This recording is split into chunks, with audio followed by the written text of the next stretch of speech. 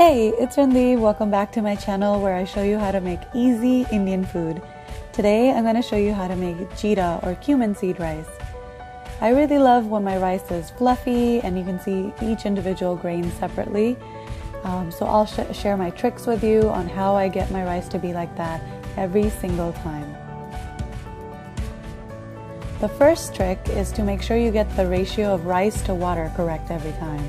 So it's always a 1:2 ratio, 1 part rice and 2 parts water. So here I have 1.5 cups of rice. So when we start cooking, I'm going to add 3 cups of water. My second trick is to make sure that we wash the rice thoroughly. You want to get rid of all of that starch on the rice beforehand before you start cooking so that it doesn't stick to each other during the cooking process. As you can see, the water went from being cloudy to fairly clear here. I rinsed it out 2 to 3 times. So keep washing the rice and draining the water until your water is clear like this. And then once your water is like this, we can drain the water and set the rice aside to begin cooking. Don't forget to hit the like button if you love rice as much as I do. It's really important that you keep the flame on low the whole time that we're cooking so that the rice doesn't burn or stick to the bottom of the pan. Here I'm adding my ghee, or you can add oil, and my cumin seeds.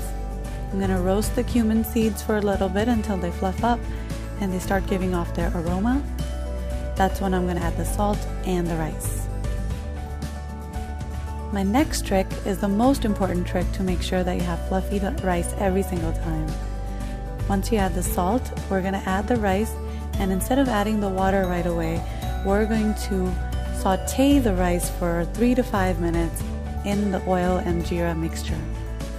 This really ensures that they don't stick to each other in the process, and even if they do, it's really easy to separate them with a fork and fluff them out afterward.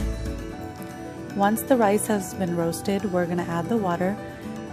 While they're roasting, make sure you keep stirring so that the rice doesn't stick to the bottom of the pan. And now we're ready to add the water. At this stage, you can turn the heat up just a little bit to help the water come to a boil faster, but keep an eye on it, and the minute you see the water boiling, that's when you know you should turn the flame back to low. I gave it a quick stir to make sure none of the rice was sticking to the side of the pan. As you can see, the rice is boiling now. So I'm going to put the lid back on, let the rice absorb all the water, and once the water has been absorbed, turn off the flame and let it sit there for 5 to 10 minutes extra without opening the lid. Once you do that, my final trick is to use a fork to fluff the rice. As you can see, everything is perfect and fluffy, and nothing is sticking to itself. That's exactly how I like my rice. I hope you like the recipe. Please don't forget to like, comment, and subscribe, and keep cooking.